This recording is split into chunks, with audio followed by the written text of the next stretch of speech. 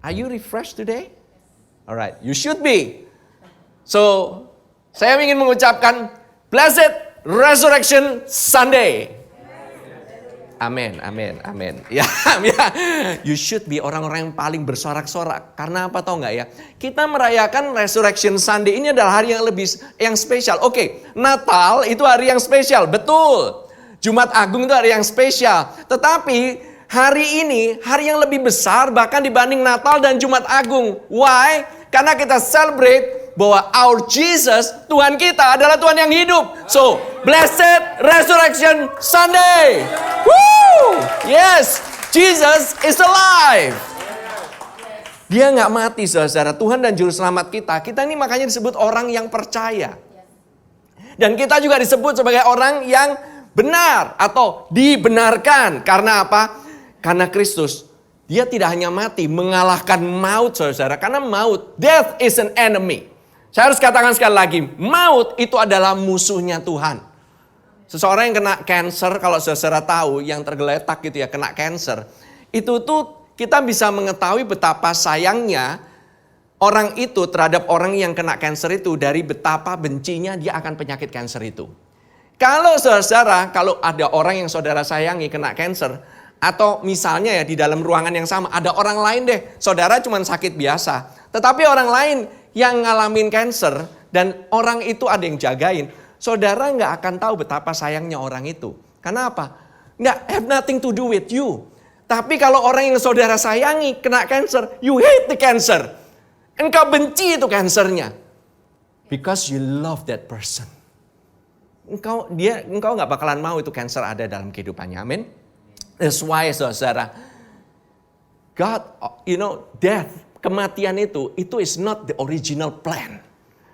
It's something yang, itu sesuatu yang foreign, sesuatu yang beda, sesuatu yang aneh. Itu bukan rencana daripada Tuhan untuk kita mengalami kematian. I'm getting ahead of myself. Tetapi karena dia bukan hanya mati, tetapi dia bangkit dari kematian dan mengalahkan maut. Sebab itu iman kita itu tidak sia-sia, saudara-saudara.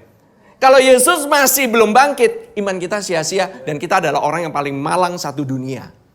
Amin, amin. So, saudara, karena Yesus itu bangkit dari kubur dan dia memakai tubuh kemuliaan, tubuh yang baru. It's not the same like before, oke? Tubuh kemuliaan. Maka kita juga semuanya akan memakai tubuh yang sama seperti yang Tuhan Yesus pakai waktu dia bangkit. Amin. Kita diubahkan. Kapan kita diubahkan? 1 Korintus 15 ayat 51 sampai 52 katakan demikian. Sesungguhnya aku menyatakan kepadamu suatu rahasia. Kita tidak akan mati semuanya, tetapi kita semuanya akan diubah. Haleluya. Dalam sekejap mata, in the twinkling of an eye. Bahasa aslinya, in an atomic second. Dalam atomic second, itu split. Tidak sampai saudara bisa ngedipin mata. Pada waktu bunyi nafiri yang terakhir. The last blast.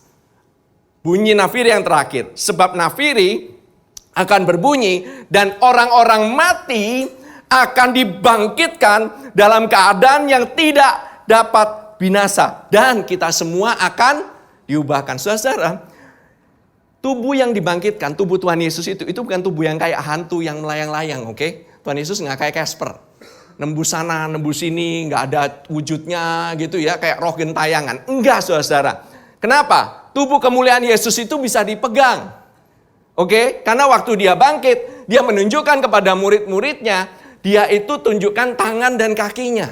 So he can be touched. Tetapi tubuhnya itu supernatural. Tidak dibatasi oleh ruang dan waktu. And that is gonna be your body. After saudara diubahkan, waktu rapture datang, waktu rapture kita dijemput oleh Tuhan sendiri, tubuh kita diubahkan terlebih dahulu, saudara. Our body is being resurrected into a new body. Amin. Dan bedanya cuma apa sih? Yesus sudah nggak dibatasi ruang, nggak dibatasi waktu. Kita juga nanti nggak ada namanya batasan ruang dan waktu lagi. Kita bisa pergi kemana? Wah, cepat sekali. Oke. Saudara, waktu Yesus itu ada, dia waktu ketemu dengan murid-muridnya, dia itu tiba-tiba ada di tengah-tengah mereka. Betul? Dan murid-muridnya itu berkumpul. Dan saudara, Saya tahu ini adalah yang paling disukai oleh orang Indonesia. Dia masih bisa makan, dia minta ikan goreng. Kalau sekarang kita minta lapo atau BPK atau kita minta samcan goreng gitu ya. Loh, masih bisa makan nggak? Masih, karena Yesus bilang dia minta ikan goreng. Ya kan? Haleluya, orang Indonesia. Thank God, tubuh kemuliaanmu masih bisa makan.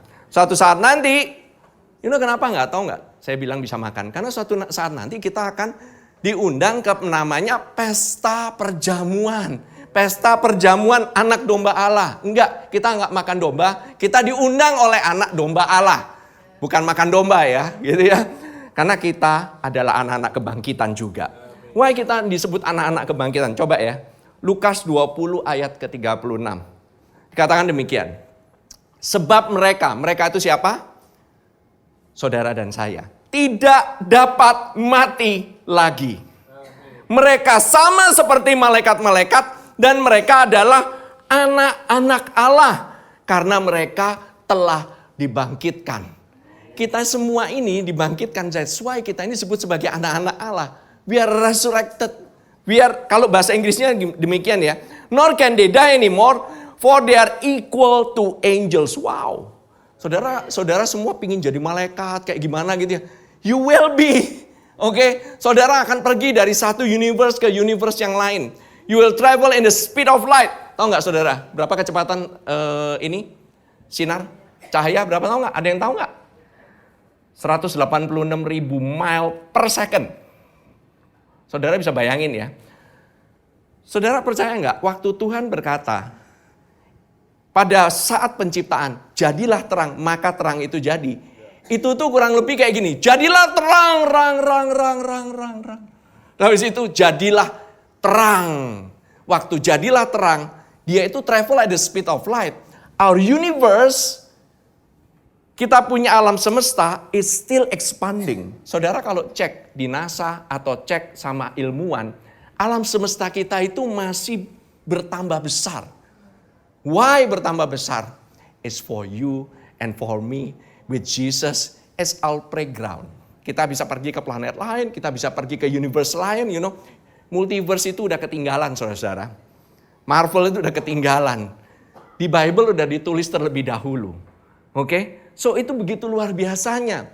This is the hope of glory yang Tuhan itu ingin nyatakan untuk saudara-saudara. Saudara tahu nggak benefitnya daripada resurrection ini keren banget. Dia bilang, are sons of God being sons of the resurrection. Saudara itu anak-anak kebangkitan loh saudara. You are called the sons of resurrection. Amin. Saudara kalau berjalan secepat cahaya, saudara nggak bakalan capek, nggak bakalan pegel. Saya jalan sebentar gitu ya di mall gitu ya, temenin istri saya kuat gitu, wah jalan keliling. Saya sebentar jalan di mall, aduh tempat mana ya, saya bisa pijit bentar ya gitu. Rasa pegel ada. Saudara pernah merasa bosan kalau jalan? Mungkin saudara rasanya bosan. Tetapi kalau saudara sudah diubahkan jadi tubuh kebangkitan, tidak akan merasa bosan lagi. Dan gak bisa jadi tua saudara. Amin. Untuk yang perempuan tidak bisa jadi tua, tidak menua. Amin. Haleluya. Oke. Ini kalem-kalem semuanya yang datang pada hari ini kalem banget gitu ya. You're always healthy and you're always strong. Amin. Saudara, salah satu tanda bahwa Yesus benar-benar adalah anak Allah dan Mesias. Itu karena dia bukan hanya mati, tetapi dia juga bangkit dari maut. Sesuai dengan nubuatan yang ada di perjanjian lama. One of the sign daripada Mesias, itu adalah dia bisa mengalahkan kematian. Nah ini, Mazmur 16 ayat 10 dikatakan, sebab engkau itu Tuhan tidak menyerahkan aku itu di sana Yesus. Ini nubuatan untuk Yesus. Ke dunia orang mati dan tidak membiarkan orang kudusmu melihat kebinasaan. Ini yang dikatakan oleh Paulus. Ini yang dikhotbahkan oleh Petrus. Saat mereka itu memberitakan Injil atau kabar baik, mereka kasih tahu Yesus itu loh. Dialah itu loh. Dia itu yang benar-benar bangkit. Kepada Yahudi maupun non-Yahudi. Oleh sebab itu yang membedakan Yesus dengan orang-orang kudus yang lain.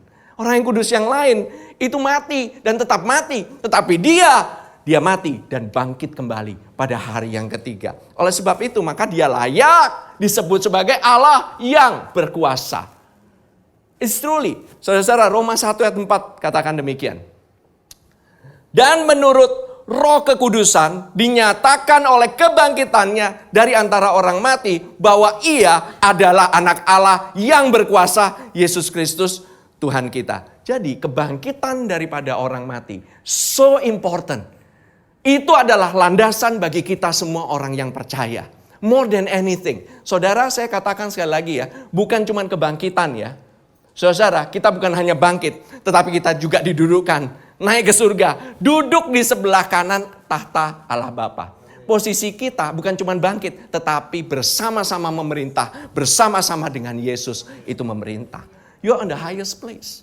Nggak ada tempat yang lebih tinggi di seluruh universe ini, di seluruh alam semesta ini, tempat center daripada tempat itu adalah tahta Tuhan. Yaitu sebelah kanan tahtanya Allah Bapa. That is the center of the universe. Can you imagine? Is this good news? Ini kabar baik. Artinya, semua kita yang percaya, kita ini mempunyai kuasa yang besar dalam kebangkitan Kristus. Apa aja impactnya dari kebangkitan bagi kita orang yang percaya. Tahuilah ya, sekali lagi saya katakan, konsep kematian itu adalah konsep yang asing. Saya katakan sekali lagi, konsep yang asing di hadapan Tuhan. Itu bukan rencana yang original. Dia itu ingin manusia itu mengalami berkat berlimpah-limpah. Selama-lamanya sehat, selama-lamanya muda, gak pernah mati. Tetapi manusia itu jatuh. Kemudian dikatakan gitu, kok Tuhan tega ya? Gitu ya. Kok bisa sih bikin manusia itu, dia itu dikasih pilihan. Dikasih namanya pohon pengetahuan. Kenapa mesti ciptain pohon pengetahuan baik dan jahat? Kenapa gak diciptain aja pohon kehidupan tok, titik? Kalau Tuhan mau bikin robot, tanpa pilihan, dia akan kasih cuma satu pohon. Saudara-saudara, Tuhan kita itu mau karena kita diciptakan serupa dan segambar dengan dia. Bisa milih. Makanya Tuhan gak mau kita jadi robot. Pertanyaannya sebenarnya lebih dari kenapa Tuhan adalah kenapa kita yang diciptakan, Adam itu diciptakan di tempat yang sangat luar biasa, bukan mewah lagi, berlimpah-limpah. Taman Firdaus itu ada semuanya. Mau apa aja ada. Mau ngalamin apa aja bisa. Yet di tengah-tengah kelimpahan kok kita masih bisa berdosa? Pertanyaannya itu. Itu yang mesti ditanyain. Kenapa kok kita masih bisa berdosa? Karena kita dikasih pilihan atau kehendak bebas. Free will. Ya udah Tuhan, gak usah kasih pilihan dong. Kalau Tuhan bisa mengarahkan kita, bikin hati kita supaya kita udah mau milih nih. Tadinya mana? Antara pohon kehidupan, pohon pengetahuan baik dan jahat. Kan manusia itu kan kalau dikasih pilihan itu dia cenderung milih yang aneh-aneh. Udah dikasih tahu ya, ini ruangan boleh masuk. Ini ruangan dilarang masuk, dikasih palang gede-gede. Saudara kepingin buka yang mana? Pingin tahu kan apa di balik pintu yang gak boleh masuk itu? Semuanya itu pada curious. Semuanya pingin tahu. Ya pastor, gabut pastor, pingin aja lihat di belakangnya ada apa sih, emang ada apa sih, gitu loh. Manusia itu pada dasarnya memang gabut, gitu ya. Dan dia itu curious gitu, hatinya itu nggak pingin milih yang benar, tapi milih yang nggak benar. Tapi justru itulah, kalau Tuhan bisa mengarang-arahkan hati manusia, dia itu bikin kita ini jadi robot.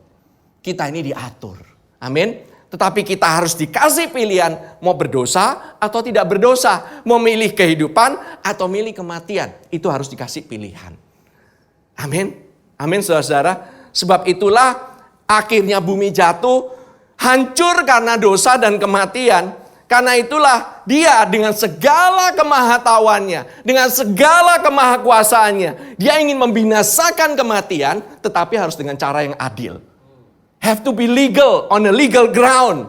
Gak boleh dengan cara yang tidak adil. Karena dia adalah Tuhan yang maha adil. So, Roma 6 ayat 23. Dikatakan demikian. Sebab upah dosa ialah maut. Jangan stop di sana saudara-saudara. Ingat tuh. Kalau saudara kalau bisa ngingetin orang lain. Ingat ya. Jangan buat dosa. Ujung-ujungnya maut. Mati loh nanti kamu. Saudara-saudara harus baca yang berikutnya. Please, tolong dibaca. Tetapi karunia Allah ialah hidup yang kekal dalam Kristus Yesus Tuhan kita. Saudara, memang benar upah dosa itu maut. Memang manusia itu harus menanggung upahnya karena dia yang buat dosa. Sekali lagi, ini hal yang gak fair kelihatannya. Gara-gara satu orang yang namanya Adam, saudara itu menjadi semuanya orang berdosa. Saya katakan sekali lagi ya. Gara-gara satu orang yang namanya Adam, seluruh orang berbuat dosa atau menjadi pendosa. Saudara mau berbuat baik.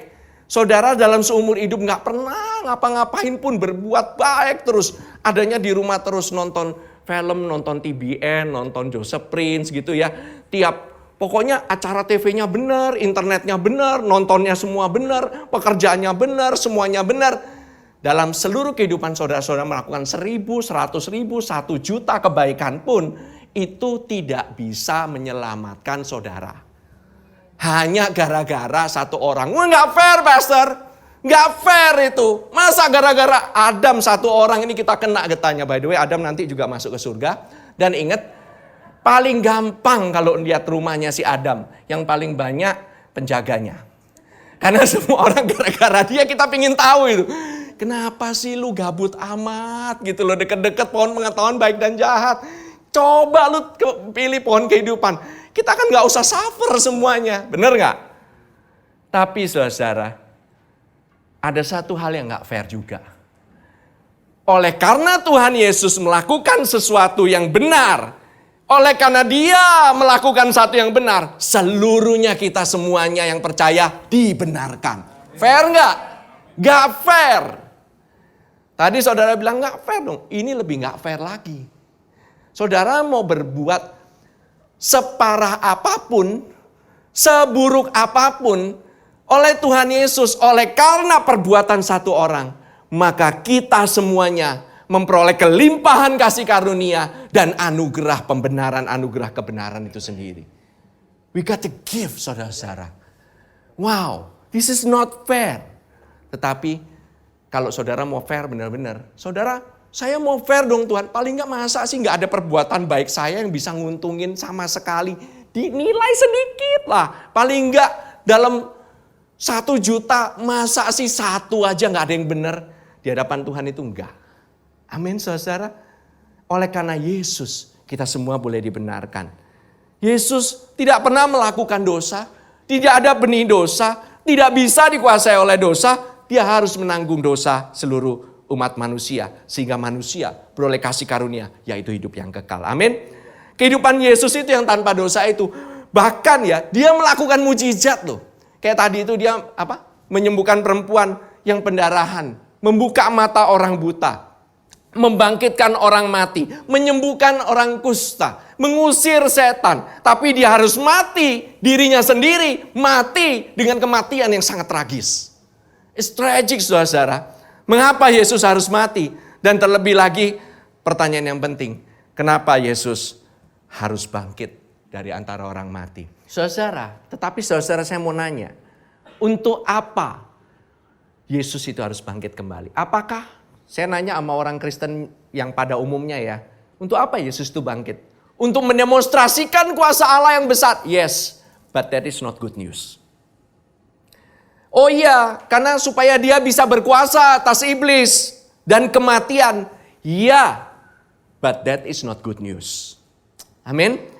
Saudara, Efesus 2 ayat 4-5 katakan demikian. Tetapi Allah yang kaya dengan rahmat, oleh karena kasih-Nya yang besar yang dilimpahkannya kepada kita, telah menghidupkan kita bersama-sama dengan Kristus, sekalipun kita telah mati oleh kesalahan-kesalahan kita. Oleh karena kasih karunia, kamu diselamatkan. But God who is rich in mercy because of His great love with which He loved us, even when we were dead in trespasses. Saudara tahu nggak mati itu rasanya kayak gimana? Yesus itu mengalami kematian yang benar-benar kematian. Saudara kalau ngeliatin ya orang-orang yang mati di mana ya, morgue itu apa ya namanya, tempat jenazah lah ya. Pemulasaran jenazah gitu. Kalau saudara lihat di rumah sakit, itu orang-orang yang mati semua.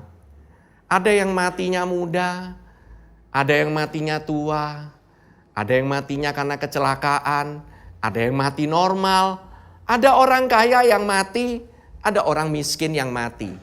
Tapi nggak membeda-bedakan, semuanya adalah mati. Nggak ada yang lebih mati nih, dia lebih mati nih dari si itu nih. Dia ini lebih mati daripada dia nih. Nggak ada saudara, nggak ada level kematian. Mati ya mati, titik. Saudara sekalian, jangan menghakimi satu dengan yang lain. Wah, kamu lebih mati daripada yang ini nih. Karena dosa-dosamu itu gede banget itu, kamu lebih mati nih. Oh, karena saya melakukan perbuatan yang benar, ya saya sedang lah matinya. Nggak ada saudara. There's no level of deadness. Death is death. Amin saudara. Cuman satu. Gara-gara dosa semua, gara-gara kita semua. Saudara, kalau saudara nggak mau lihat orang bangkit, jangan undang Yesus ke dalam perkabungan. Setiap kali dia diundang perkabungan, pasti ada yang bangkit. Saudara, nah begitu ya. Saudara, itu ada 3 kejadian pada saat Yesus itu membangkitkan. Pertama adalah anak Yairus yang mati dibangkitkan, yaitu setelah kejadian perempuan pendaraan. Yang kedua, yaitu anak janda di Nain. Pada hari yang sama anak janda di Nain itu, Yesus lewat langsung sembuh. Dan yang ketiga apa? Lazarus.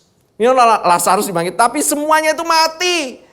Gak ada yang lebih mati. Lazarus, anak janda di Nain, anaknya Yairus, semuanya mati. Sama-sama mati, oke?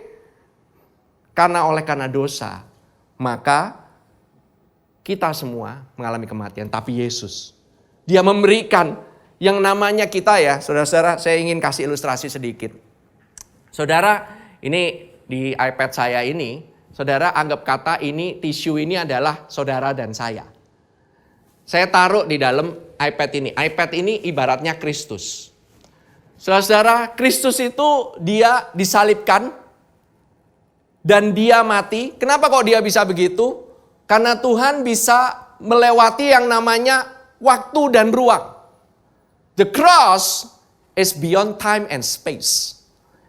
Salib Kristus itu tidak dibatasi oleh waktu dan ruang. Sebab itulah dosa-dosa saudara dulu, sekarang, dan selama-lamanya bisa ditaruh di dalam tubuhnya Kristus. Dan pada saat Kristus mati dan dia dikuburkan, saudaranya ada di mana? Di dalam Kristus kan? Artinya saudara ada di mana? Ikut dikubur. Pada saat Kristus bangkit, saudara juga ikut. Kalau Kristusnya pergi nih dari sini gitu, pergi ke Bogor gitu. Ada di mana? Ada di Bogor, saudara. Kalau Kristusnya naik ke surga, saudara-saudara ada di mana? Di surga juga. Amin, saudara. You are in Christ. Engkau ada ditempatkan di dalam Kristus. Saudara sampai, kalau saudara ngelihat kayak begini, saudara bisa ngelihat nggak tisunya? Yang dilihat apa? Hitam doang, covernya doang. Inilah yang dilihat oleh Bapa kita.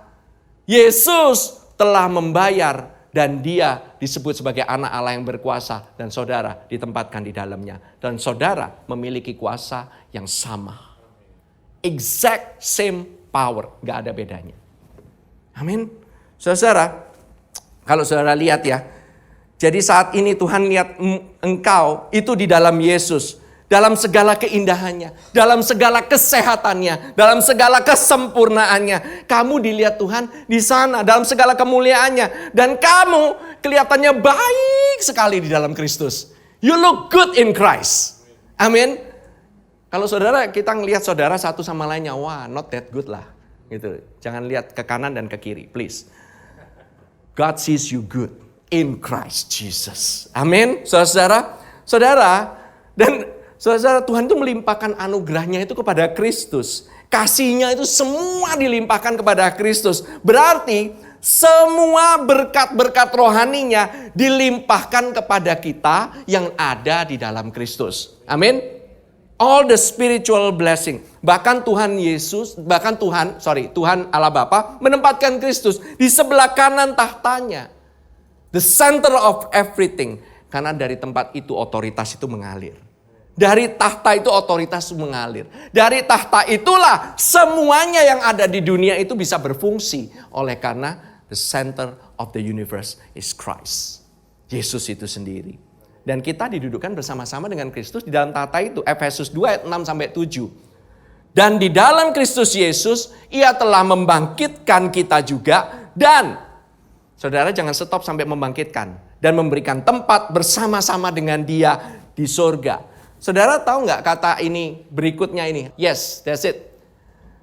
Ayat yang ke-7. Supaya pada masa yang akan datang ia menunjukkan kepada kita kekayaan kasih karunia-Nya yang melimpah-limpah sesuai dengan kebaikannya terhadap kita dalam Kristus Yesus. Saudara, kata supaya atau kata in order that atau kata itu tuh dalam bahasa aslinya itu disebut hina.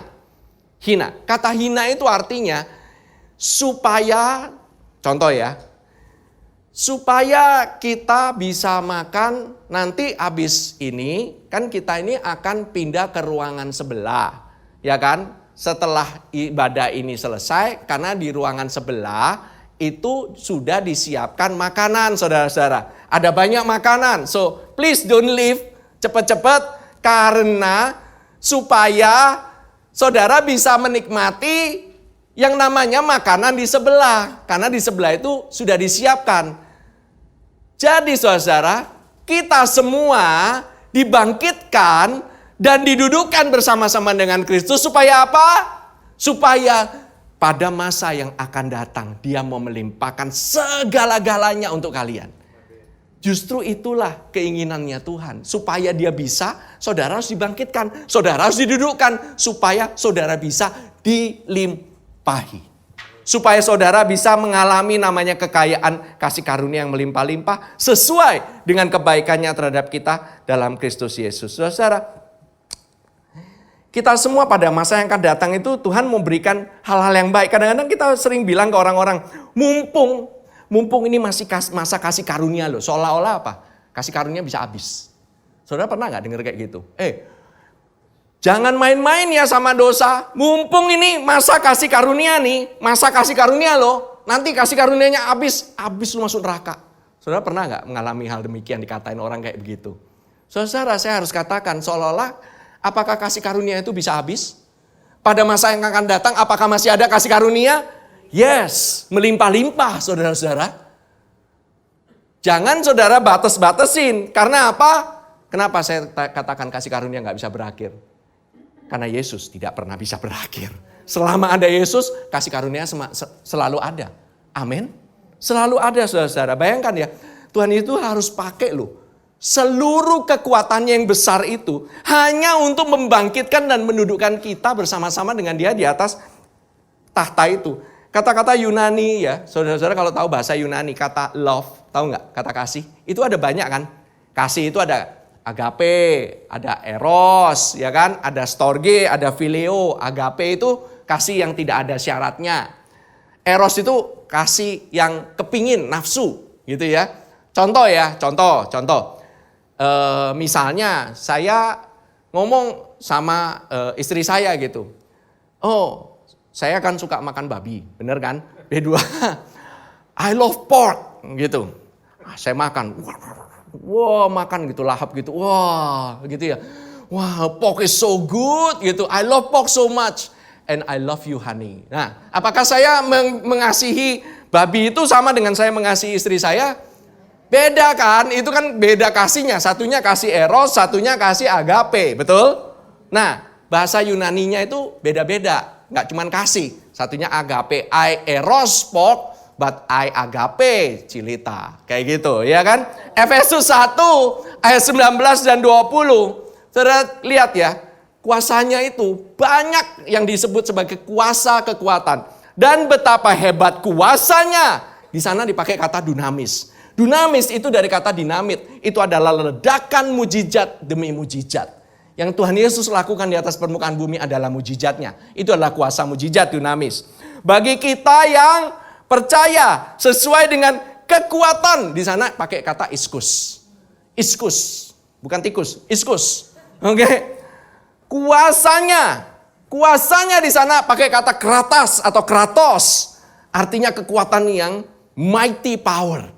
Kemudian yang dikerjakannya, di sana juga bentuk kuasa. Itu adalah energio. Saudara tahu energi kan? Dari kata energio itu energi. Di dalam Kristus dengan membangkitkan Dia dari antara orang mati dan mendudukkan Dia di sebelah kanannya di surga. Kalau Tuhan menciptakan langit dan bumi, itu Dia nggak pakai kuasa segini banyak. Dia pakai apa? Firman. Jadilah terang, maka terang itu jadi. Boom, langsung keluar terang. Nggak pakai kuasa segini gede. Tapi saat Dia bangkitkan Kristus, begitu hebat kuasanya untuk membangkitkan Kristus. Sehingga Tuhan perlu pakai kata dunamis, iskus, kratos, sama energio. Empat-empatnya dipakai. That is how powerful the resurrection power is. Amin. Amin saudara. Nggak ada, karena banyak kuasa yang menghalang-halangi supaya kita dan dia itu nggak bangkit kembali. So many power. Berarti untuk menghidupkan tubuh kita ini nggak sesulit untuk membangkitkan Kristus. Betul? Karena Kristus sudah bangkit. Apa sulitnya membangkitkan tubuh kita? It's not that hard. Kuasa kebangkitan yang sama untuk bangkit juga ada di dalam kita. Karena kita adalah dalam Kristus. Kita semua adalah ahli waris daripada kuasa kebangkitan itu. Mau nggak? Siapa yang di sini mau jadi ahli waris kuasa itu? You want it? You want that? Pertanyaan. Next question. This is the $1 million question. Pertanyaannya biasanya apa? Saudara mau jadi ahli waris gak? Yakin? Mau jadi ahli waris? What is your question next? Apa yang saya harus bisa lakukan supaya dapat benefit atau segala manfaat dari ahli waris kuasa kebangkitan? Betul? What must I do? Apa yang harus saya lakukan? Penekanan pada apa yang saya harus lakukan. Apa sih? Gimana caranya pastor supaya saya dapat kuasa kebangkitan yang keren banget itu tadi? Iya kan? Saya tanyakan kembali. Saya tanyakan kembali ke saudara. Saya balikin ya. Apa yang Lazarus harus lakukan supaya bisa mendapatkan manfaat dari kuasa kebangkitan itu? Oke, saudara belum ngelek kan?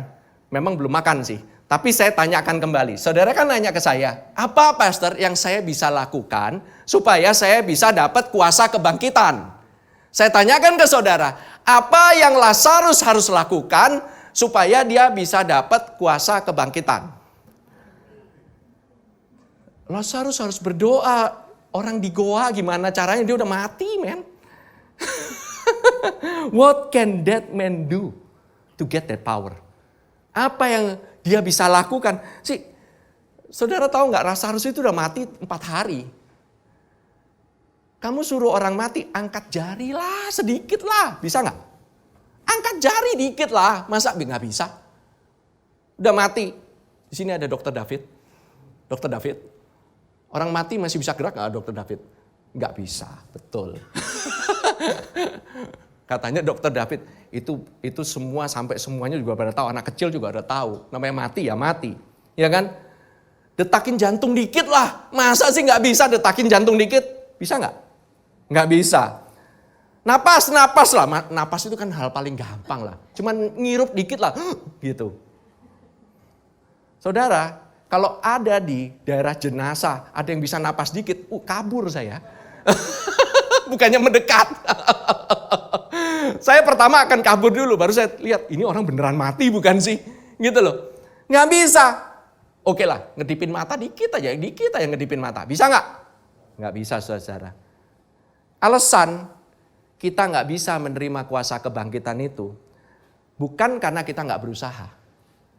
Justru karena kita kebanyakan berusaha untuk menerima kuasa, untuk bisa melakukan banyak hal. Saya katakan sekali lagi ya, kenapa saudara nggak menerima kuasa kebangkitan? Bukan karena saudara kurang usahanya. Gimana nih saya supaya bisa bangkit nih, mengalami kuasa kebangkitan waktu Paskah nih. You do too much.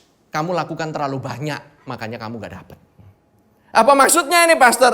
Tahu gak pastor, saya udah coba begini begitu. Cara hidup saya udah sehat begini begitu. Coba saya menggantikan kebiasaan saya begini. Saya pergi ke dokter ini, dokter itu. Why not happening? Karena kamu lakukan kebanyakan hal. Orang mati ya mati. Bahkan ya, saudara-saudara tahu nggak kalau manajer, ada yang namanya istilah over managing. Saudara tahu? Manajer aja over managing. Over controlling. Tahu saudara tahu over controlling? Parents. Ada yang namanya over parenting. Iya benar pastor. Over parenting itu bahasa kerennya helikopter parenting. Wah, ya kan?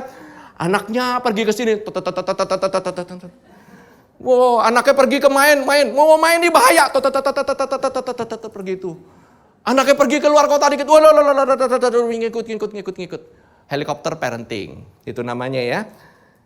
Orang tua bisa nongol loh sewaktu-waktu, ada di sana, ada di sana, kayak Yesus. Saudara, bukan masalahnya kita kurang untuk lakukan sesuatu. Masalahnya adalah kebanyakan dari kitanya yang lakuin. Kitanya semua yang mau lakuin. Bukannya percaya dan menerima bahwa Tuhan yang akan lakukan. Kita lebih percaya kita yang mau lakukan, bukan Tuhan yang lakukan. Sekali lagi saya katakan, kita maunya kita yang lakukan sesuatu untuk dapat kuasa kebangkitan, bukannya menerima dan percaya bahwa Tuhan yang akan membangkitkan kita. Saya katakan tadi kan benar kan, Lazarus apa yang bisa dilakukan? Gak ada, harus Yesus yang nyuruhin dia keluar, betul? Yesus yang lakukan segalanya. Amin. Hukum Taurat akan katakan, kamu harus lakukan ini, kamu gak boleh lakukan ini, kamu masih kurang lakukan ini. Kasih karunia akan bilang, aku yang akan lakukan itu. I will do that for you. I'm the Lord who forgive your sin. Amin. Kita ngapain? Jadi ngapain? We rest. Kita beristirahat di dalam apa yang Tuhan telah lakukan. Amin. We rest in what God has done. Kita bilangnya rest sih, tapi sebenarnya rest kita itu kebanyakan kita mau bantuin Tuhan. Rest kita itu, oh iya, bener sih pastor, mesti rest sih. Tapi masa sih nggak bisa saya ngelakuin dikit aja gitu, masa sih kreditnya gitu ya. Semua pujian kemuliaan hanya bagi Raja, plus saya sedikit. Paling enggak ya kalau orang sakit itu paling enggak ada sedikit lah yang dia bisa lakukan, betul? Orang sakit itu karena masih hidup. Tapi kuasa terbesar adalah saat kita nggak bisa lakukan apa-apa. Amin. Saat kita itu udah mati. Karena apa? Tuhan yang harus lakukan. Apa? Apa yang kamu katakan? Kalau kamu tidak lakukan sesuatu, tidak akan ada yang bakal terjadi. Amin. Ya, betul. Bagi orang dunia yang tidak punya Yesus. Betul itu. Bagi orang-orang dunia yang tidak berada di dalam Kristus, seluruh dunia ya seperti itu. Kamu lakukan apa-apa, tidak ada apa-apa yang terjadi. Betul itu. Amin. Tetapi kalau Yesus ada dalam kehidupanmu, sebenarnya kamu sedang menghidupi kehidupannya Yesus. You are living His life in your life. Kamu itu diam, Yesus yang lakukan segala sesuatu. Amin. Kamu itu diam dalam kehidupanmu, hidupmu itu akan penuh dengan kuasa daripada kebangkitan itu sendiri. Yang sakit ya, tubuh jasmani kita ini semuanya ini sedang menuju kepada kematian. Tapi pastor, kita ngomongin kebutuhan saya loh. Apa hubungannya? Saya nggak sakit. Saya ini lagi butuh. Butuh apa? Macam-macam. Saya butuh duit. Saya butuh ini. Saya lagi nggak ada nih yang saya butuhkan. Saya nggak kekurangan. Tapi apa yang perlu saya bangkitkan? Terus kalau saya nggak lakukan apa-apa, gimana caranya saya bisa bertumbuh di dalam Kristus? Ya dong. Nah, mari kita lihat apa yang Tuhan Yesus khotbahkan di atas bukit. Oke. Matius 6 ayat 28 sampai 33. Dikatakan demikian. Dan mengapa kamu khawatir akan pakaian? Hai wanita, hai ladies. Ini Tuhan Yesus berbicara untuk para wanita. Dan mengapa kamu khawatir akan pakaian? Perhatikanlah bunga bakung di ladang yang tumbuh tanpa bekerja dan tanpa memintal. Bunga bakung di ladang gak perlu pergi ke Zara untuk beli pakaian. Dia gak perlu belanja dulu, nyari diskon dulu, atau pergi Shopee, atau pergi mana. Gak perlu ngangkat handphone. Tuhan yang dandanin sendiri. Saudara tahu gak, ini zaman dulu itu, kalau mau bikin baju, itu mesti bikin sendiri dari benang, harus bekerja, harus memintal. Betul ya? Betul ya para wanita? Ya kan? Namun aku berkata kepadamu, Salomo dalam segala kemegahannya pun tidak berpakaian seindah salah satu dari bunga itu. Wow. Oke. Jadi jika demikian Allah mendandani rumput di ladang yang hari ini ada dan besok dibuang ke dalam api. Tidakkah Ia akan terlebih lagi mendandani kamu, hai orang yang kurang percaya? Saudara-saudara, ini adalah kabar yang baik. Dulu orang itu mental, stres. Tapi bagi kita, orang yang kurang percaya, yang kecil imannya, karena iman gak ada hubungan dengan ini, karena Tuhan itu mendandani kita semua. Kamu kalau didandanin sama Tuhan, itu lebih daripada bakung di ladang. Kalau lebih Kalau Salomo aja punya pakaian gak seindah bakung di ladang, artinya, dan kamu itu lebih daripada bunga bakung di ladang, artinya kamu lebih daripada Salomo. Hai, kamu yang kurang percaya. Kita yang kurang percaya aja bakalan didandanin loh, apalagi kita percaya. Kamu yang imannya kecil, gak usah pusing. Gak usah pusing. Kamu akan diberikan pakaian oleh Tuhan. Pastor, saya udah gak punya pakaian. Pakaiannya padahal satu lemari. Pastor, saya gak ada pakaiannya, ini gimana? Oke lah, jangan perempuan doang lah ya. Oke, cowok. Matius 6 ayat 31. Sebab itu, janganlah kamu khawatir dan berkata, apakah akan kami makan? Men, cowok, cara salah satunya untuk mendekati cowok, enggak lah, melewati mulut dulu lah, baru turun ke perut. Susah lah, ke perut langsung, itu gimana caranya? Please deh, gitu loh. Cara menenangkan hati cowok, yaitu kasih makanan yang enak. Ya kan? Tapi dikatakan, jangan kamu khawatir dan berkata, apa yang akan kami makan, apa yang akan kami minum, apa yang akan kami pakai. Udah di cover semuanya, kamu khawatirnya gak ada makanan. Tapi Bapak kita memberikan kepada kita makanan, minuman, dan pakaian. Oleh karena kita lebih daripada burung yang gak ngapa-ngapain aja diberi makan, minuman, dan pakaian oleh Tuhan. Coba lihat Matius 6 ayat 26. Pandanglah burung-burung di langit yang tidak menabur dan tidak menuai dan tidak mengumpulkan bekal dalam lumbung, namun diberi makan oleh Bapamu yang di surga. Bukankah kamu jauh melebihi burung-burung itu? Burung-burung itu mungkin suatu saat dia akan melihat ke orang-orang yang ada di bawah ini. Ada orang-orang yang lagi jalan-jalan, yang lagi kerja setengah mati, banting tulang gitu ya. Burung itu berkata, gila ya, ini orang-orang pada stres semuanya. Kita gak ngapa-ngapain, kita ada aja makanan dikasih sama Tuhan. Ngapain tuh orang pada stres ya? Puntang-panting gitu, stres mikirin dolar naik, dolar turun gitu ya. Burung gak ngapa-ngapain, dia ada di udara. Saudara tahu kan burung kan? Setiap saat kan terbang di udara kan? Bukan cuma itu aja, kadang-kadang dia ada di lantai. Matok apa juga gak ketahuan tuh. Tapi makan kan dia? Makan saudara-saudara. Gitu aja saudara pasti akan khawatir kan. Aduh, uang tinggal segini nih di account nih, di rekening BCA. Gimana caranya mau beli makanan? Saudara nggak ada uang di BCA tetap bisa makan. Saya ingin lihat berulang-ulang kali. Orang cuman bilang, Pastor, saya cuma punya ceban, sisa 10.000 yang ada di rekening BCA saya. Tapi tetap gemuk, tapi tetap sehat, tapi tetap segar. Dia tetap makan, enggak besoknya langsung mati. Enggak, tetap makan. Amin. Bukankah itu pemeliharaan Bapa kita yang ada di surga? Do you realize apa yang perlu saudara lakukan, apa yang saudara khawatirkan? Sebagai pria kita harus bekerja. Harus menabur, ya kan pria kan menabur, menuai, cari sana, cari kangtau sini, cari kangtau situ. Gimana caranya? Harus ada yang menabur, kalau enggak bisa nuai. Harus invest ini, invest itu. Kerja, khawatir. Burung di udara, santai. Preach it, Pastor. Sorry, saya jadi semangat sendiri gitu ya. I preach to myself ini. Ya kan? Matius 6 ayat 32 sampai 33. Semuanya itu dicari bangsa-bangsa yang tidak mengenal Allah, akan tetapi Bapamu yang di surga tahu bahwa kamu memerlukan semuanya itu. God knows. Tuhan tuh tahu, tapi carilah dahulu kerajaan Allah dan kebenarannya, maka semuanya itu akan ditambahkan, bukan diberikan, ditambahkan kepadamu. Artinya Tuhan itu sudah memberikan, bukan cuma diberi, ditambah. Saya suka namanya ditambah, saya tidak suka yang namanya dikurangin. Siapa di sini yang kurang profit, kurang cuan gitu happy? Semua suka nambah cuan kan? Nggak ada yang suka, iya cuannya kurang. Mana mau? Bener nggak Hardi? Ya kita orang bisnismen tahu lah ya. Kurang cuan itu no good. Tapi added good. Cuan added itu good. Bukan hanya itu. Bayangkan bila kita mencari kerajaan Tuhan.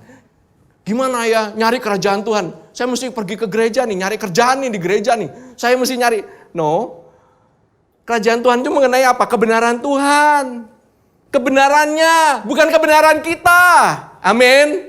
It's not our righteousness, it's His righteousness. Amin. Kalau kita berpikir, Kita ini harus mencari, ini pekerjaan nih harus. Berarti secara mental, kita ini berusaha mencari dan berusaha dengan kebenaran kita sendiri. Again, kamu berusaha mengejar-ngejar. Padahal kerajaan Tuhan itu sudah ada di tengah-tengah kamu. Amin. Saudara, yang dimaksud di sini, kebenaran sebagai pemberian daripada Tuhan. Bukan kebenaran yang harus kita usahakan. Masalahnya kita sering khawatir. Makin khawatir, makin gak kelihatan hasilnya. Amin. Seakan-akan menggambarkan bahwa seolah-olah Tuhan itu susah banget gitu. Harus dimanipulasi dulu gitu ya. Baru ntar berkat-berkatnya keluar. Keluarnya juga setetes-setetes gitu berkatnya. Bener gak sih Tuhan seperti itu? Saudara bayangkan ya, ini di sini ada lubang yang besar. Oke. Di sini lubang yang besar itu nanti keluarnya berkat Tuhan. Kemudian lubang ini cukup untuk keluar seperti air terjun. Tahu ya, saudara bayangkan. Oke? Nah, kita semua bayangin kita ada di depan lubang itu. Seolah-olah lubang itu nggak pernah keluar air. Oke? Kalau kita doa. Kita nyembah dia. Benar-benar begging gitu. Wah, ayo dong. Pray until something happen. Baru keluar. Ayo Tuhan, kita kasih bahasa roh segala macam. Terus keluarnya cuma kricik gitu. Doa lagi. Tambahin lah. Doa dan puasa, pujian, penyembahan. Oke, mulai keluar kayak air yang kecil. Kerucuk. Nanti begitu, wah. Kalau kamu udah nyampe nih levelnya, nyampe nih kekuatannya, baru keluar air terjunnya. Apakah Tuhan sepelit itu? Is our God that sangat stingy, sangat pelitnya sampai dia harus dibujuk-bujuk dulu sampai baru dia mau berkatin kita. Padahal sebenarnya terjadi adalah air terjunnya itu keluar terus. Waktu kita berdoa, yang kita lakukan adalah kita tadinya itu di luar, nggak kena air terjunnya, kita cuma masuk ke pancurannya air terjunnya itu. That's it. Itulah doa. We align ourselves in the flow of God's grace and mercy. That's it. Saudara, kita nggak perlu lagi, nggak usah bujuk-bujuk supaya dia memberikan. Apakah kita perlu membujuk Tuhan supaya dia kasih Yesus kepada kita? Nggak perlu. Dia itu telah mengasihi kita, saudara-saudara. Salib Kristus itu bukan sumber dari kasih itu. Sekali lagi saya katakan, salib Kristus itu bukan sumber dari kasih Tuhan. Seolah-olah Tuhan itu nggak menunjukkan kasih sebelumnya. Sekali lagi saya katakan ya, salib Kristus bukanlah sumber daripada kasih itu. Salib Kristus adalah ekspresi tertinggi daripada kasih itu. Dia telah mengasihi kita. Salib Kristus itu bukannya untuk mengubah hatinya Tuhan, supaya dia bisa mengasihi kita. Enggak, saudara. Salib itu membuat Tuhan bisa mengasihi kita secara legal. Amin. Salib Kristus membuat kita bisa dikasihi Tuhan secara legal di atas fondasi kebenaran. Coba kita ngelihat, mengapa dia harus dibangkitkan. Roma 4 ayat 22-25. Karena itu hal ini diperhitungkan kepadanya sebagai kebenaran. Kepadanya siapa itu? Abraham. Sebagai kebenaran. Apa yang Abraham lakukan? What did Abraham do? Nothing. Dia nggak lakukan apa-apa. Dia cuma percaya. Dan hal itu diperhitungkan sebagai kebenaran. Terus kemudian yang ayat ke-23-nya, kata-kata ini, yaitu hal ini diperhitungkan kepadanya, tidak ditulis untuk Abraham saja, haleluya. Tetapi ditulis juga untuk kita. Sebab kepada kita pun Allah memperhitungkannya, karena kita percaya kepada Dia yang telah membangkitkan Yesus Tuhan kita dari antara orang mati. Yaitu Yesus yang telah diserahkan karena pelanggaran kita dan dibangkitkan karena pembenaran kita. That's the only reason dia harus dibangkitkan. Karena kita sudah dibenarkan. Kalau kita nggak dibenarkan, dia nggak bangkit, saudara-saudara. Yesus nggak bisa bangkit. Why? Yesus itu diserahkan karena seluruh pelanggaran kita. Saudara lihat tadi di animasinya itu, semua pelanggaran kita. Saudara mikir nggak benar, itu semua diserahkan. Saudara nanti habis pulang ini ya, saudara berebutan tempat parkir sama orang, itu udah ditebus sama Tuhan Yesus. Saudara motong orang, sudah ditebus sama Tuhan Yesus. Saudara dipotong orang, saudara ngomong kata-kata binatang, sudah ditebus sama Tuhan Yesus. Amin, haleluya. Getting quiet now. Kenapa pastor kok tahu? Ya, samalah kita pelakunya juga.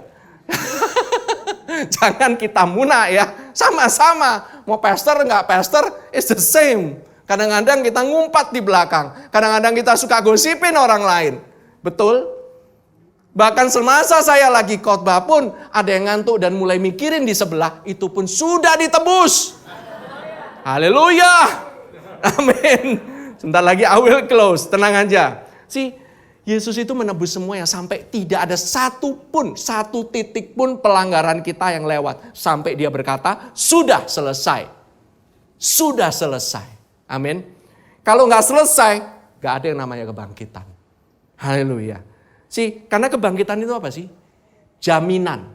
Suatu garansi. Suatu resi. Tahu ya resi ya? Receipt. Receipt itu apa ya? Resi ya. Saudara kalau sudah beli barang, dikasih namanya nota sudah beli kan, gitu loh. Saudara artinya apa? Itu barang hak menjadi milik saudara karena sudah ada yang bayar. Ini jaminan. Saudara tahu kan, jangan hilang resinya ya, nanti untuk klaim barangnya. Ini kamu ini udah punya kamu. Amin. Jaminannya itu, karena apa? Semua dosa kita sudah di-clear sama Tuhan Yesus. Semua dosa kita sudah dihakimin. Tidak ada satupun dosa yang lolos. Tidak setitik pun. Tidak ada setitik pun. Masalah kita pun ini kalau belum ada yang clear di hadapan Tuhan. Dia itu gak bakalan ngomong sudah selesai. Waktu Yesus lahir. Yesus waktu lahir. Midnight itu jadi midday. Gelap total di tengah-tengah padang gurun. Bisa terjadi terang. Waktu Yesus mati di atas kayu salib. Yang namanya terang jadi gelap. Jadi gelap semuanya. Karena apa? Waktu itu Bapak berurusan dengan Yesus. Ada hal yang kamu gak boleh lihat. Di mana Yesus itu semuanya. Yang kena pendarahan. Yang kena kanker. Kena tumor. Kena semua penyakitmu. Penyakit tulang. Penyakit kejiwaan. Semuanya. Depresi. Stresmu. Bipolar. Apapun itu. Kamu lagi marah-marah. Semuanya ditimpakan ke Tuhan Yesus. Dan sampai gak ada rupa sama sekali. Sebab itu Tuhan itu nutup matanya. Tutup langitnya. Gelap total. Supaya kita gak bisa kelihatan. Karena Yesus itu benar-benar jadi dosa. Tetapi bedanya. Kalau zaman dulu korbannya habis dibakar. Kalau sekarang korbannya masih utuh. Artinya korbannya lebih besar daripada penghakimannya. Haleluya. Ini adalah kabar yang baik. Kelebihan pembayaran. Artinya semuanya sudah kelar. Your past, present, future sins all done. Gak ada lagi yang kamu perlukan lagi. Nothing else. Gak ada. Semuanya udah ditaruh di atas tubuhnya Tuhan Yesus. Sebab itu waktu Yesus menemui murid-muridnya, perkataan pertama dia katakan apa? Damai sejahtera bagi kamu. Damai. Yang ada adalah damai. Yesus menunjukkan this is the receipt. Dia tunjukkan apa? Tangan berlubang, kaki berlubang. Tahu Yesus benar-benar mati loh. Dia waktu ditusuk itu tombak itu. Itu tuh Yesus itu by the way ya, ini ada medical condition. Dimana kalau orang itu jantungnya itu rupture atau bocor, pecah gitu ya jantung itu. Itu tuh ada kayak membran dimana itu tuh akan terisi dengan darah dan air. Waktu ditusuk itu yang keluar. Artinya Yesus itu matinya itu mati pecah jantungnya or his heart fail him. Supaya kamu dan saya gak usah ngalamin failure in our heart. Kamu gak usah ngalamin hancur hati saudara-saudara. Karena Yesus sudah membayar semuanya di atas kayu salib. Yesus telah membangkit itu menandakan kita sudah clear. Dan berdamai selama-lamanya dengan Tuhan. Gak ada utang sedikit pun yang kita bisa bayar. Karena korbannya lebih besar daripada hukumannya. Saudara kalau lihat terusannya ayat 4 ayat 25 itu pasal 5 ayat yang pertama. Karena sebab itu kita yang dibenarkan karena iman, kita hidup dalam damai sejahtera dengan Allah oleh karena Tuhan kita Yesus Kristus. We live in peace with God. Saudara, pertama-tama itu peace with God. Itu penting banget. Are you in peace with God now? Saudara ngalamin gak damai sejahtera dengan Tuhan? Coba ya lihat ya, wanita yang dengan masalah pendarahan. Yang tadi barusan ini loh. Markus 5 ayat 24 sampai 34. Lalu pergilah Yesus dengan orang itu. Orang itu tuh Yairus. Orang banyak berbondong-bondong mengikuti dia dan berdesak-desakan di dekatnya. Adalah di situ seorang perempuan yang sudah 12 tahun lamanya menderita pendarahan. Ia telah berulang-ulang diobati oleh berbagai tabib sehingga telah dihabiskannya semua yang ada padanya. Namun sama sekali tidak ada faedahnya, malah sebaliknya keadaannya makin memburuk. Saudara, penekanan dari perikop yang pertama ini, orang itu yaitu Yairus yang anaknya sakit, kemudian banyak orang berbondong-bondong mengikuti dia karena semua orang mau sembuh. Semua orang itu mau sembuh. Gak ada satupun yang ngikut Yesus dan gak sembuh. Semuanya kepingin sembuh. Kedua, perempuan itu sudah mengalami pendarahan 12 tahun. Sudah dihabiskan semuanya. Sudah gak ada lagi yang bisa dilakukan. Kamu lihat perempuan tadi itu, ada yang bisa dilakukan, uangnya sudah habis. Semuanya udah habis. Tapi dia masih pendarahan. Dia bukan hanya sakit, dia juga bokek. Benar-benar gak ada apa lagi. Ketiga, ayat 27. Dia sudah mendengar berita-berita tentang Yesus. Maka di tengah-tengah orang banyak itu, ia mendekati Yesus dari belakang dan menjamah jubahnya. Sebab katanya, asal ku jamah saja jubahnya, aku akan sembuh. Seketika itu juga berhentilah pendarahannya dan ia merasa bahwa badannya sudah sembuh dari penyakitnya. Saudara, poin ketiga, dia sudah mendengar berita tentang Yesus. Bukan mendengar Yesus secara langsung ya. Dia itu sudah dengar berita tentang Yesus. Kira-kira apa yang dia dengar berita tentang Yesus? Apakah Yesus yang bilang jangan mendekat sampai kamu kelar pendarahannya, kamu baru boleh dekat sama saya? Stop, entar dulu. Emang Yesus nggak tahu ada di situ ada perempuan pendarahan? Pasti dia tahu. Saya yakin yang didengar sama dia adalah Yesus itu bisa dan mau menyembuhkan semua orang. Bahwa Yesus itu bisa didekati. Dengan resiko perempuan itu akan dihukum karena dia harus melanggar. Dia itu udah melanggar banyak sekali hukum Taurat. Sangat banyak. Karena apa? Pertama, dia berada di tengah-tengah orang banyak. Kedua, dia itu menjamah rabi. Itu tuh adalah nono. Bisa dirajam pakai batu. Gak layak. Amin. Dengan kata lain, apa yang dia lakukan ini gak ada hubungannya sama sekali dengan hukum Taurat. Yesus gak mau berurusan dengan itu. Karena apa? Yesus, dia adalah kasih karunia itu sendiri. Saudara-saudara, saya kalau mau lihat saudara-saudara mau lihat tipologinya ya. Typologinya di sini.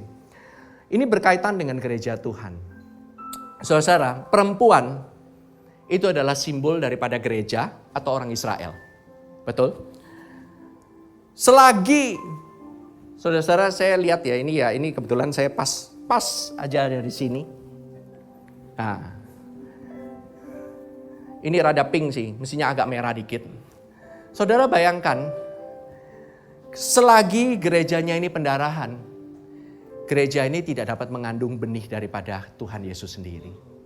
Orang yang lagi pendarahan gak bisa ngandung benih. Karena akan keluar terus, akan diabort terus, gak akan ada hasilnya.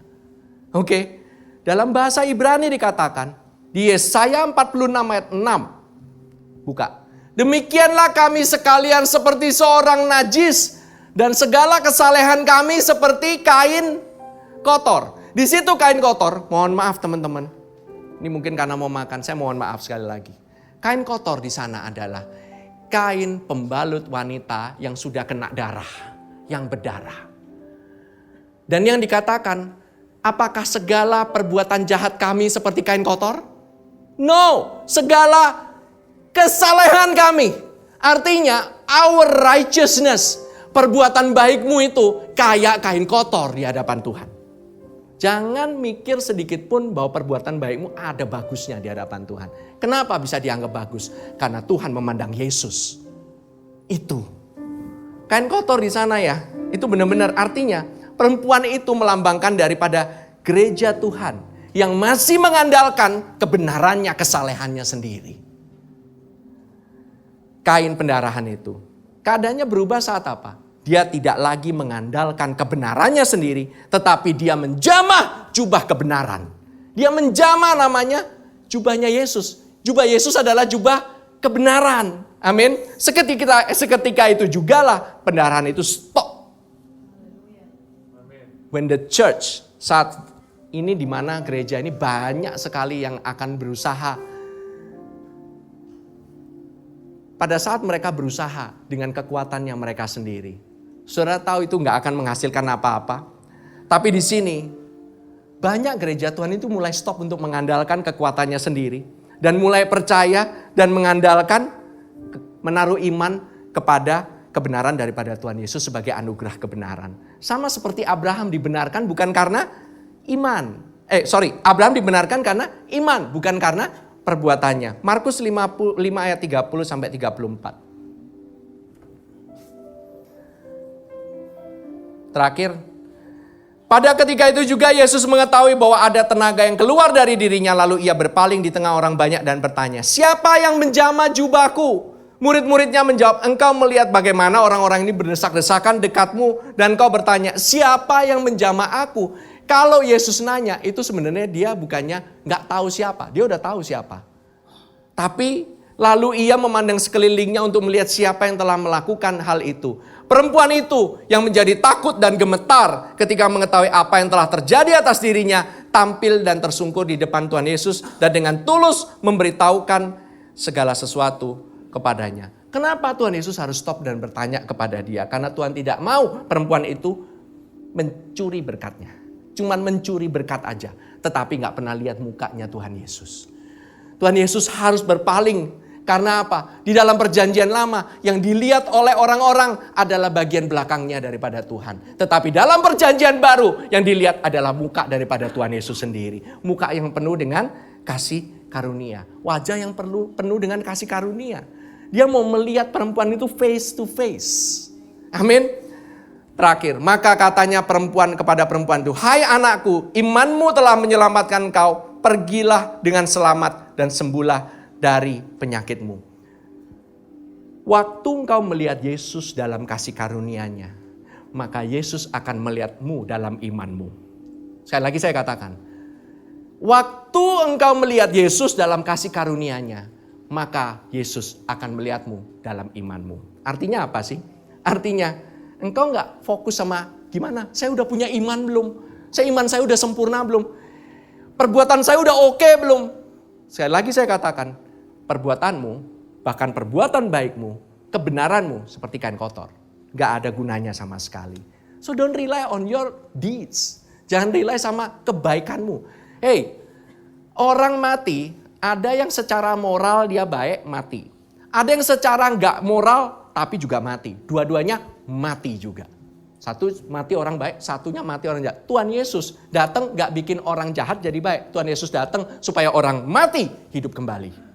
That's Jesus. Amin. Si Yesus di sana, dia itu berhadapan muka dengan muka. Dan waktu dia berhadapan dengan perempuan itu, semakin dia berhadapan, maka dia akan semakin diubahkan. You are transformed by beholding. Waktu engkau berhadapan dengan Yesus sendiri, engkau berhadapan muka dengan muka, kehidupanmu itu diubahkan. Waktu itu Yesus tuh melakukan dialog dengan perempuan ini. Dia gak peduli orang-orang lain. Dia doesn't care with everybody. Dia cuma mau ngomong sama perempuan ini. Dan orang yang paling kudus, Tuhan Yesus ngomong sama orang yang berdosa secara private. This is a private conversation. Amin. Padahal tahu gak tujuan awalnya ngapain? Kan dia mau berjalan ke rumah Yairus menyembuhkan anak Yairus. Umurnya 12 tahun, lagi sekarat. Kalau saudara perhatikan ya, ada kata 12 dan ada kata 12. Banyak kata 12-nya. Anak Yairus umur 12, perempuan itu 12 tahun. 12 murid Yesus, 12 suku Israel. Tergantung konteks kita pakainya di mana. Wanita itu, ini saya katakan ya, as a prophetic, saya katakan perempuan itu melambangkan gereja Tuhan.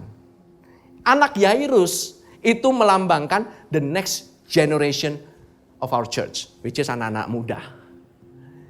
Tuhan Yesus gak bisa menjamah next generation-nya anak-anak muda kita sampai gereja Tuhan itu mengandalkan kebenaran daripada Tuhan Yesus Kristus sendiri. Mengandalkan bukan perbuatan kita, tetapi mengandalkan perbuatannya. We cannot touch the next generation Anak-anak muda gak mau datang ke gereja bukan karena mereka itu nakal. Karena mereka gak mau dikasih tahu mengenai harus lakukan ini, harus lakukan itu. Mereka ditaruh namanya beban daripada hukum Taurat itu kembali. Mereka gak mau. Mereka mau mendengarkan kabar baik bahwa ada orang yang sanggup menyelamatkan mereka untuk keluar dari masalah mereka. That's what they want. Mereka mau mendengarkan kabar baik.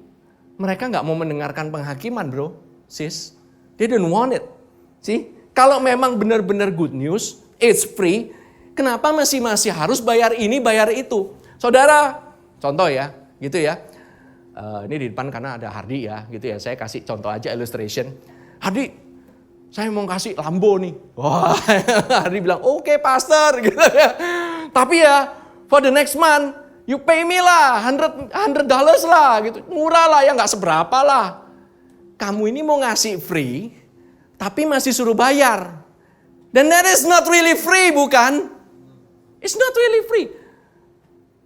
Tuhan Yesus kalau kasih free, benar-benar free. He never ask for any payment. Amin. Saudara renungkan. Habis ini kita akan nyanyi bersama-sama ya. Let us rise up. Let us sing this song. Silakan Deborah. Kita mau nyanyi bersama-sama. Our Jesus is our living hope.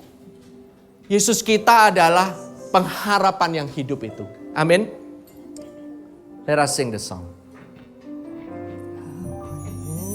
Chasm that lay between.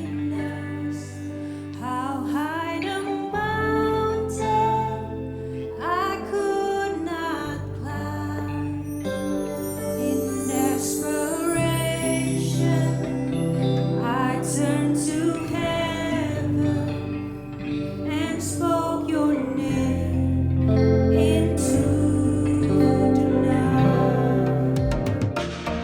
Terima kasih untuk saudara sekalian yang telah mengikuti ibadah GBC Jakarta bersama kami. Kami berharap saudara sekalian diberkati dan disegarkan oleh firman Tuhan yang telah disampaikan pada hari ini. Pastikan saudara mensubscribe channel YouTube kami dan ikuti terus update dan informasi GBC Jakarta di akun resmi media sosial kami di bawah ini. Shalom, Tuhan berkati.